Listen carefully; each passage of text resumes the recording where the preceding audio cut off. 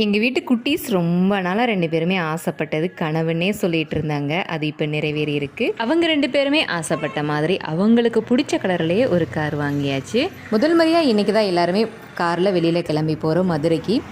நிறைய தடவை இந்த மதுரை டு தேனி போகும்போது புது காரை நிப்பாட்டி இந்த சாஸ்தா கோயிலில் நிறைய பேர் சாமி கும்பிடுவாங்க. அதை நான் பார்த்துருக்கேன். நம்ம என்னைக்கு இப்படி சாமி கும்பிடுவோம் அப்படின்னு நிறைய நாள் யோசிச்சிருக்கேன். அது இன்னைக்கு எங்களுக்கும் நடந்திருக்கு. ரொம்ப சந்தோஷமாக இருக்குது. மதுரைக்கு தான் ஃபஸ்ட் டைம் போகணும் அப்படின்னு சொல்லிட்டு மதுரைக்கு தான் போயிட்டுருக்கோம் நாத்தனார் வீட்டுக்கு. கொஞ்ச நேரம் தான் மதியம் போய் சாப்பிட்டுட்டு அப்படியே ரிட்டன் கிளம்பியாச்சு. என்னோடய ஃப்ரெண்டையுமே பார்த்துட்டு வந்தேன். அவங்கள பார்த்து ஒரு 4 வருஷம் இருக்கும். கிட்டத்தட்ட 10 வருஷம் நாங்கள் 2 பேருமே ஃப்ரெண்டாக இருக்கோம். அவ்வளோ க்ளோஸு.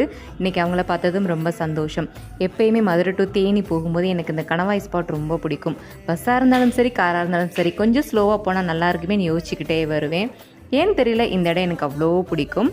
வீடியோ பிடிச்சிருந்தா ஒரு லைக் கொடுத்துட்டு மறக்காமல் நம்ம சேனல் சப்ஸ்கிரைப் பண்ணுங்கள், சப்போர்ட் பண்ணுங்கள். தேங்க்யூ.